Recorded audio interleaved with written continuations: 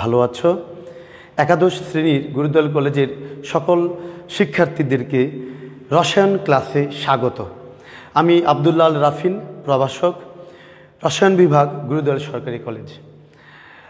কেমিস্ট্রির ফার্স্ট ইয়ারের দ্বিতীয় অধ্যায় গুণগত রসায়নের পরমাণুর আলোচনা চলছে, পরমাণুর গঠন নিয়ে আলোচনা হচ্ছে।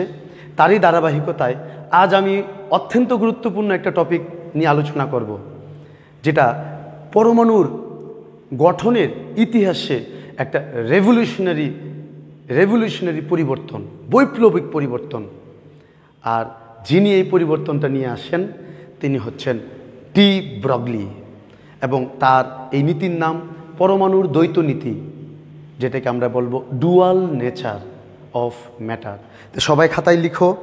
আমরা আজ শুরু করব de Broglie concept, Broglie concept আপন ডুয়াল নেচার অফ ম্যাটার।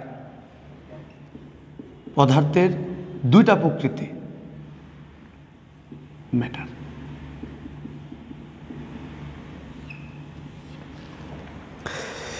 পরিস্থিতি কিছুটা এরকম ছিল, পরমাণুর গঠনের ডেভেলপমেন্টে, সায়েন্টিফিক ডেভেলপমেন্ট, স্ট্রাকচারের ডেভেলপমেন্টের প্রথমে পরমাণুকে আইডেন্টিফাই করছে যে পদার্থের সবচেয়ে স্মলেস্ট পার্টিকেল হচ্ছে পরমাণু, ডাল্টন বলছে। সেই ডাল্টনের মতে ছিল পরমাণু অবিভাজ্য, যা পরবর্তীতে জে থমসন ইলেকট্রন ডিসকভার করে পরমাণু ইতিহাসে প্রথম ব্রেক থ্রু আনছে। Atom could be further divided, পরমাণুকে ভাগ করা যায়, পরমাণুর ভিতর স্মলেস্ট পার্টিকেল আরও আছে, ইলেকট্রন, যা ক্যাথোড রে টিউবের মধ্যে সে প্রথম ডিসকভার করছে। তার পরবর্তীতে ডেভেলপমেন্টে রাদারফোর্ড রেডিও অ্যাক্টিভিটি নিয়ে কাজ করতে গিয়ে আলফা কণাকে আটকানোর চেষ্টা করতেছিল, কারণ হার্মফুল ছিল, খুবই ক্ষতিকর ছিল আলফা কণা। সেই নিউক্লিয়াস আবিষ্কার করে ফেলছে। ম্যাক্স প্লাঙ্কের কোয়ান্টাম তথ্যকে ব্যবহার করে নীল বোর মোটামুটি গ্রহণযোগ্য পরমাণুর মতবাদ দেন। নীল বোর পরমাণুকে পার্টিকেল বা কণা ভাবছিল। নীল বোর কখনোই পরমাণুকে ওয়েভ পরমাণু তা চিন্তা করে নাই। এরই ধারাবাহিকতায় সেই বিজ্ঞানীদের মধ্যে গুরুত্বপূর্ণ যারা ছিল, প্রথমে আমি বলবো সেই ডেভেলপমেন্টের মধ্যে নীল বোর, ডি ব্রগলি এবং আইনস্টাইন, এই তিনজন বিজ্ঞানী ছিল কাছাকাছির, সমসাময়িক। তারা একজন আরেকজনের সাথে প্রতিদিন এই বিজ্ঞানের ডেভেলপমেন্ট নিয়ে আলোচনা করত। They always keep on talking about atom, atomic structure. They always keep on discussing about atom. তারা সবসময় পরমাণুর গঠন, প্রকৃতি, পরমাণুর যে ডেভেলপমেন্ট, বিজ্ঞানের যে ডেভেলপমেন্ট, এগুলো নিয়ে তারা প্রতিনিয়ত আলোচনা করত। তারা আসলে খুব ভালো বন্ধু ছিল। তারা সবসময় আলোচনা করত পরমাণু ডেভেলপমেন্ট নিয়ে। তাদের এই তিনজন বিজ্ঞানীর মধ্যে আলবার্ট আইনস্টাইন, ডি ব্রগলি এবং নীল বোর, এর মধ্যে ডি ব্রগলি ছিল তাদের মধ্যে একজন। সে ফার্স্ট কনসেপচুয়ালাইজ করছে, সে চিন্তা করছে যে তড়িৎচুম্বকীয় যে বিকিরণ আছে, যেটাকে আমরা বলবো ইলেকট্রোম্যাগনেটিক রেডিয়েশন, তড়িৎচুম্বকীয় বিকিরণ, যেমন ইউভি, আইআর, কসমিক রে, গামা রে, এক্স রে, মাইক্রোওয়েভ, রেডিওওয়েভ, এই যে শক্তির যে বিকিরণ, এই বিকিরণ এর দুইটা ধর্ম আছে। সে কিন্তু পরমাণুকে নিয়ে প্রথমে অবজার্ভ করে নাই। ডি ব্রগলি প্রথম তড়িৎচুম্বকীয় বিকিরণ নিয়ে আলোচনা করছে। সে তড়িৎচুম্বকীয় বিকিরণের মধ্যে দুইটা নেচার পাইছে, যে কোনো রেডিয়েশন দুইটা প্রকৃতি, একটা তার পার্টিকেল নেচার, কণা ধর্ম, আর একটা তার ওয়েভ নেচার বা তরঙ্গ ধর্ম।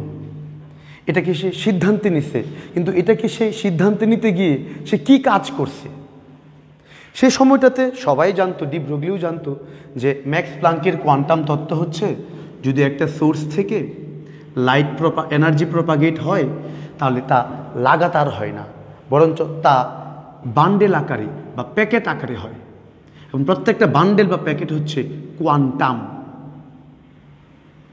বা ফোটন। যদি দেখা যায় তাহলে তা ফোটন, ফোটো থেকে আসছে ফোটন। এবং ম্যাক্স প্লাঙ্কের এই কোয়ান্টাম তথ্যকে ডি ব্রগলি ব্যবহার করে তার সমীকরণকে সে লিখছে E = hc/λ, যেখানে ল্যামডা হচ্ছে এই তড়িৎচুম্বকীয় বিকিরণের তরঙ্গ দৈর্ঘ্য আর ই হচ্ছে এনার্জি। এটা ম্যাক্স প্লাঙ্কের কোয়ান্টাম তথ্য থেকে সেটাকে ব্যবহার করছে এবং সে এনার্জির মানটাকে তার তথ্যে প্রথম ব্যবহার করছে ডি ব্রগলি। তারই বন্ধু Einstein, Albert Einstein theory of relativity বা আপেক্ষিকতার তথ্যে এনার্জিকে পরমাণুর থিওরি অফ রিলেটিভিটি এর ভরকে শক্তিতে নেওয়ার যে সমীকরণ E = mc², এটাকেও ডি ব্রগলি একত্রিত করছে। তারপর ডি ব্রগলি অবজার্ভ করছে যে যেহেতু এই এনার্জির একটা ওয়েভলেন্থ আছে, তাহলে এই এনার্জিটা এক্সপ্লেন করে ওয়েভ নেচার, তড়িৎচুম্বকীয় বিকিরণের তরঙ্গ ধর্মকে এই ইকুয়েশন এক্সপ্লেন করে। আর আইনস্টাইনের মাস তো পার্টিকেলের থাকে, মাসকে শক্তিতে নেওয়ার যেই সমীকরণ E = mc², সেটা এক্সপ্লেন করে পার্টিকেলকে। এবং এই দুইটাকে যদি আমরা একত্রিত করি, ডি ব্রগলি বলছে, তাহলে আমরা পাই hc/λ = mc², এবং পাই ল্যামডা = h/mc, যেখানে mc হচ্ছে ভরবেগ বা মোমেন্টাম। মোমেন্টাম বা ভরবেগ ওয়েভের থাকে না, কণার থাকে, পার্টিকেলের থাকে। তাহলে এটা পদার্থের পার্টিকেল বা কণা ধর্ম, আর এটা হচ্ছে পদার্থের তরঙ্গ ধর্ম। অর্থাৎ এই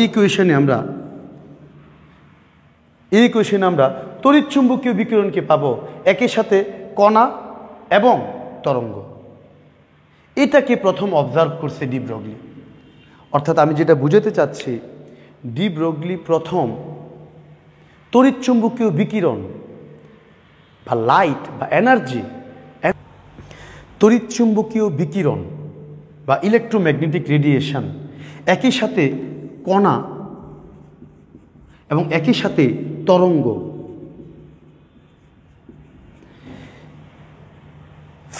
ফিজিসিস্টদের কাছে, পদার্থবিদদের কাছে এটা একটা রেভলিউশনারি বা বৈপ্লবিক ঘটনা যে তড়িৎচুম্বকীয় বিকিরণ, কণা এবং তরঙ্গ। কারণ এর আগে সান থেকে যে রশ্মি আসে, আলো, তা কণা, তা প্রথম ব্যাখ্যা করছিল নিউটন তার কার্পোরাস থিওরিতে প্রথম সূর্যের আলো যে বিকিরিত হচ্ছে তা পার্টিকেল বা কণা, তা উল্লেখ করেন।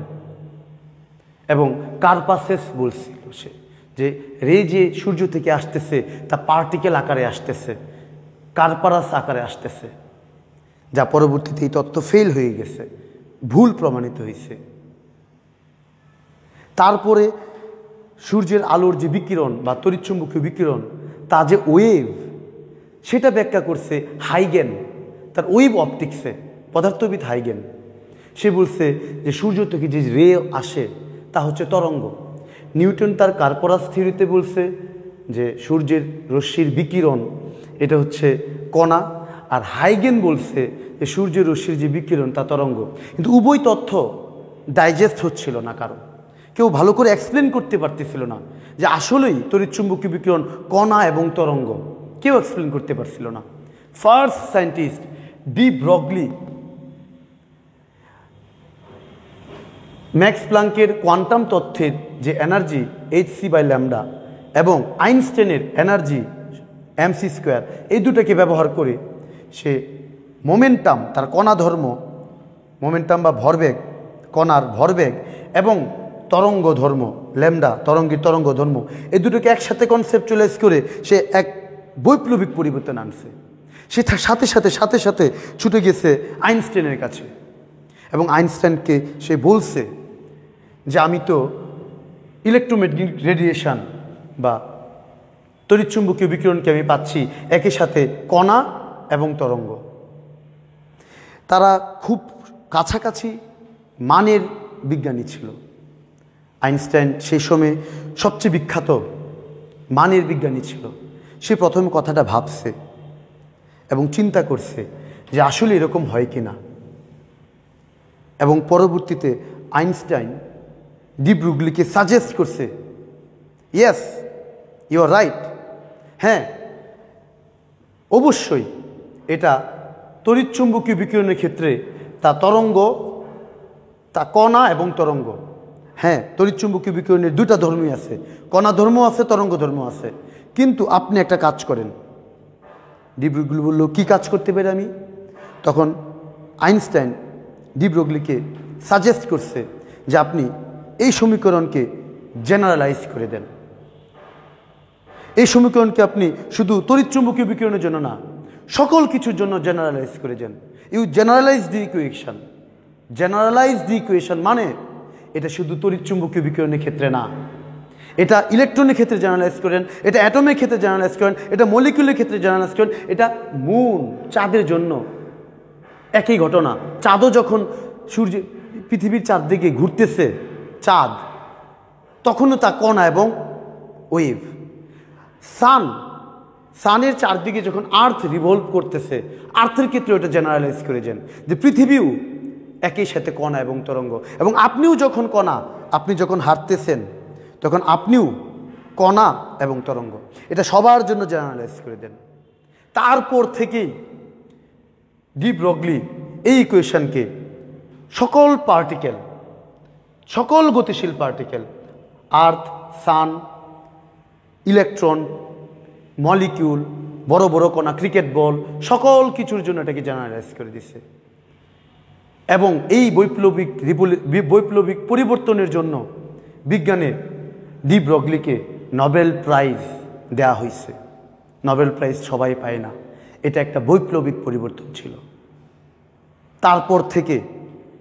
তারপর থেকে শুধু ইলেকট্রোম্যাগনেটিক রেডিয়েশন বা তড়িৎচুম্বকীয় বিকিরণের জন্য কণা এবং তরঙ্গ ধর্ম না, আমরা যদি একটা পরমাণুকে চিন্তা করি যার নিউক্লিয়াস আছে, তার